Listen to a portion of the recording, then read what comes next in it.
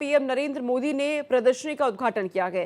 पवित्र पिपरावा अवशेषों की प्रदर्शनी का उद्घाटन किया। भगवान बुद्ध से जुड़े पवित्र पिपरावा अवशेषों की प्रदर्शनी का उद्घाटन पीएम नरेंद्र मोदी ने किया है। राय पिथौरा सांस्कृतिक परिसर में प्रदर्शनी का आयोजन किया गया।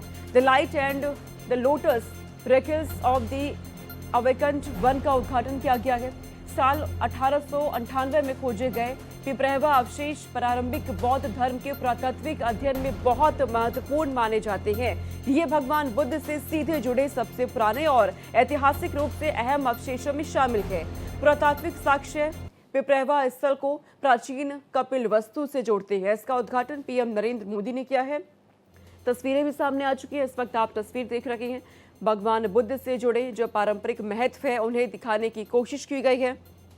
पवित्र पिपरावा प्रदर्शनी का उद्घाटन, बड़ी संख्या में लोग यहां पर पहुंचे हुए हैं। 125 साल के इंतजार के बाद भारत ये धरोहर वापस लौटी है। अब भारतीय पवित्र अवशेषों का पे दर्शन कर पाएंगे क्योंकि प्रदर्शनी का यह उद्घाटन किया गया। प्रधानमंत्री नरेंद्र मोदी के हाथों ये उद्घाटन हुआ है। भगवान बुद्ध से जुड़ी पारंपरिक चीजों को देख पाएंगे, अब लोग दर्शन कर पाएंगे उनके। और इस मौके पे अलग अलग तरह के कार्यक्रम भी प्रस्तुत किए गए।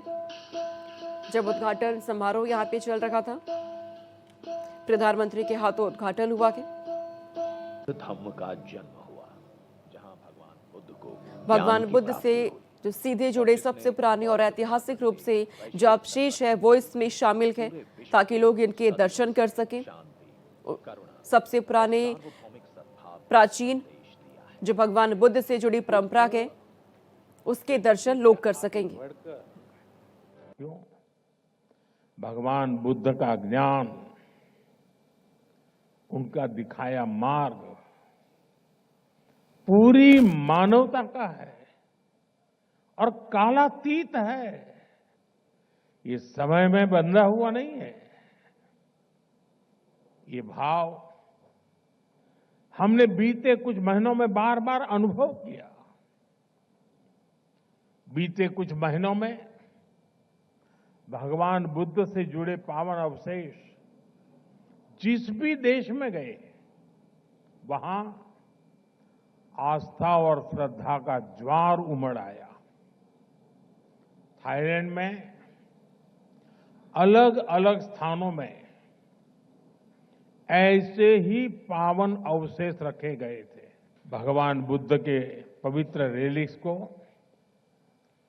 अपने बीच पाकर हम सभी धन्य हैं।